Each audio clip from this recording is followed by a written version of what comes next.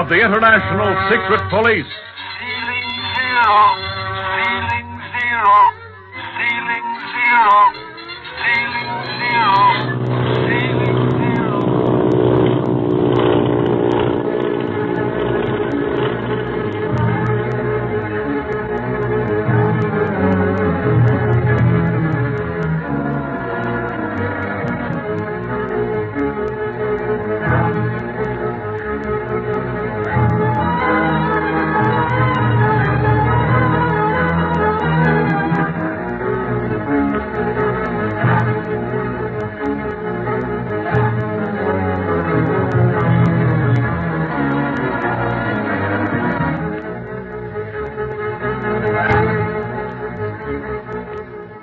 Speed, Clint, Barney, and little Gene Kingsley were rescued from a secret tunnel of the Octopus gang in the nick of time by Li Ying, Dr. Kingsley, and the police.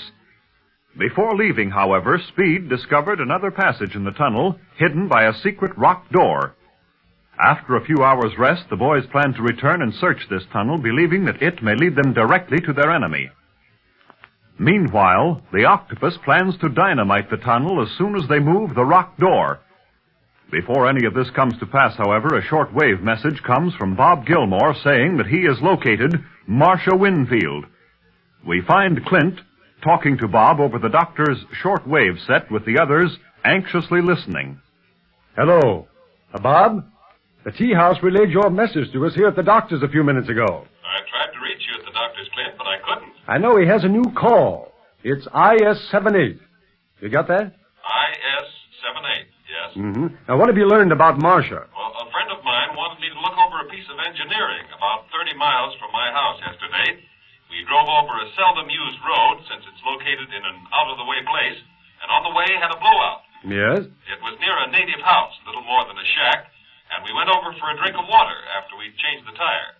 An old Chinese woman met us about 20 feet from the house and brought us some water. While we were drinking it, another woman came out of the door. She was dressed in rags and seemed to be walking in a daze. Didn't pay much attention to her at first, and then suddenly I realized that I was looking at a white girl, Marcia Winfield.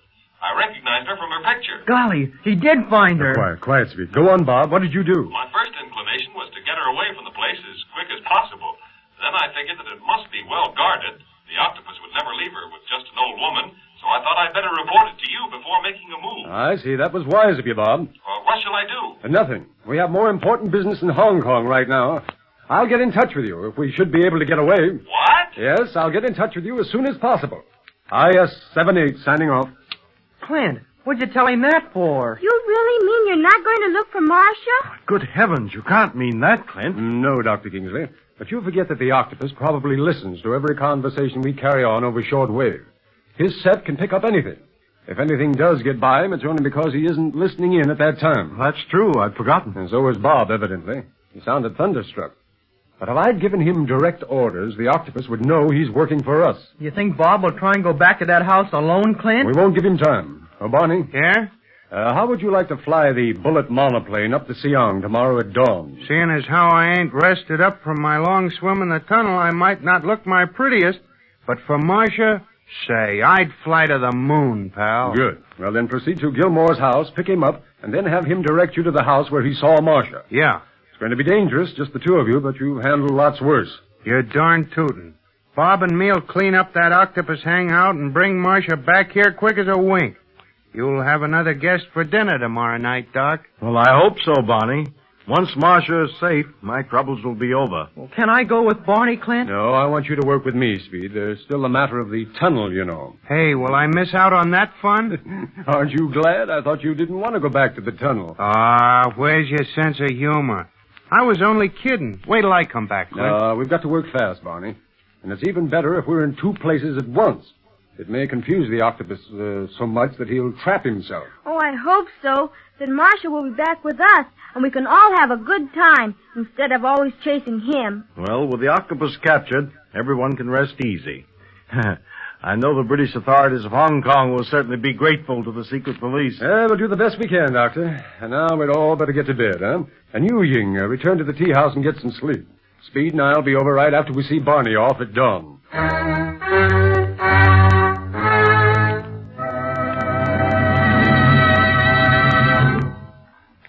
Well, Quan Mu, you heard Bob Gilmore's conversation with Barlow.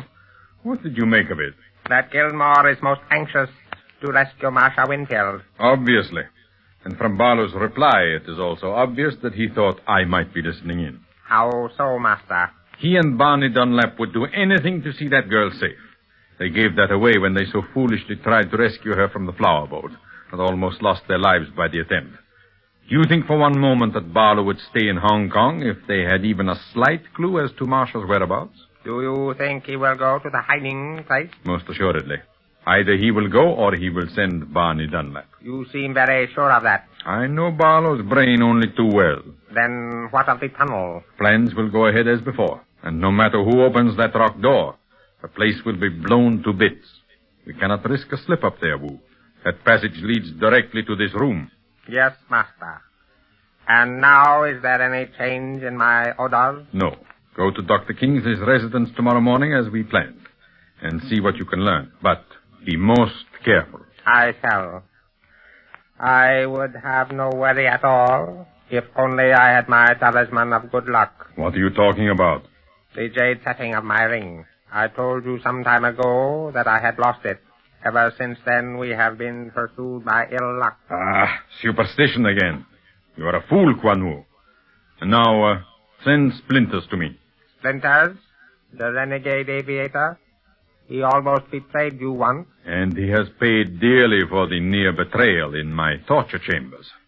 I think that he has learned how to be silent by now. And what are your plans for him? He is to fly to the house which hides the Winfield girl. Meanwhile, I shall talk to my men there over my ultra-shortwave set, giving them further orders. You do not trust Splinters? No. Not until he has the girl with him. Then he, too, must be careful, since it would go hard with him should she be found on his plane. Everyone is looking for her. The Chinese government, as well as the Hong Kong police, and the International Secret Police. Splinters will see to it that no one sees her in his plane for the safety of his own skin. You are very wise, Master. I cannot afford to overlook any detail, Wu. Now, send Splinters to me. He will take off tomorrow morning at dawn.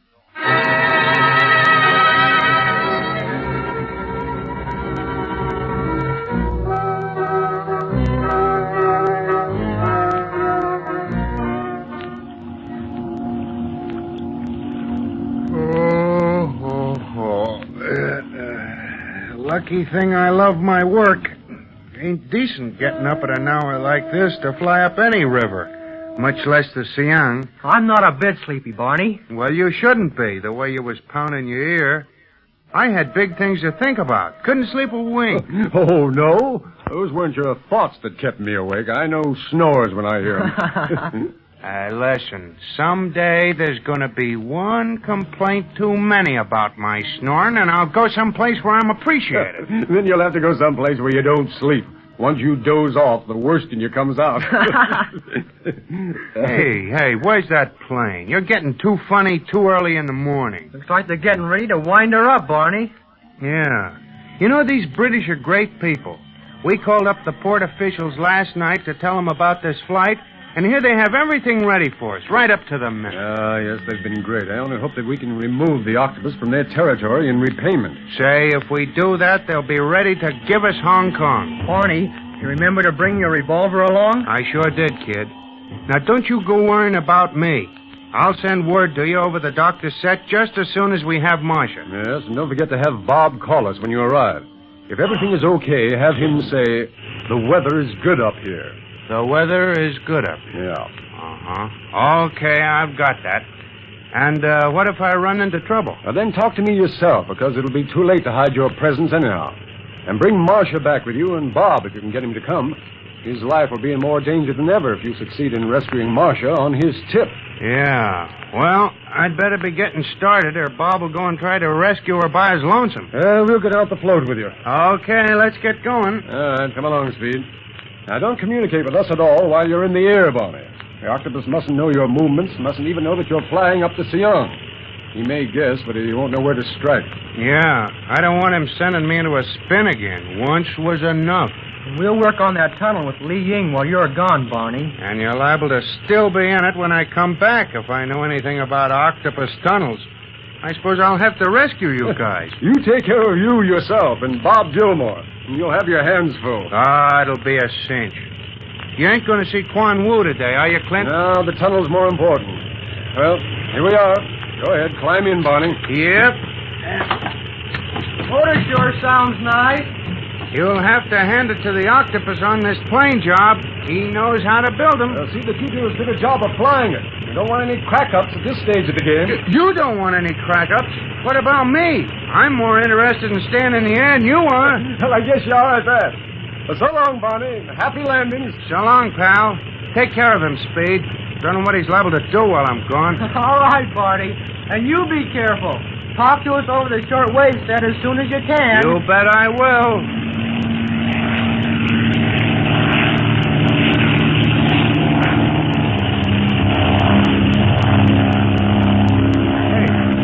Hey, what's that?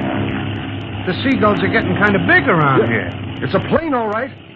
An octopus plane. What? Yeah, don't you recognize it? Even the light of dawn. Only it's painted black. An octopus plane? Suffering wang-doodles. No matter where you go, underground or in the air, you run into something that swims or flies for the octopus. Look, he's heading up the Seong River. Yeah, what? He is, sure enough. Barney, the octopus has gotten wind of our flight. That lets me out. I don't crave another dogfight like that last one. No, stay in the plane, you big ox. Don't you understand? That plane's going after Marcia. What? Sure. That shortwave conversation we had with Bob last night didn't fool the octopus at all. He guessed that we would go after Marcia and is sending one of his men to take her away before we can get there. What? Let me after that guy. Wait a minute. Keep out of sight of him. At least don't let him know that you're following. And pick up Bob Gilmore before you do anything else. Yeah, because he knows where Miss Marcia is. I'll do my best, fellas. Meanwhile, keep your fingers crossed. This flight won't be no picnic.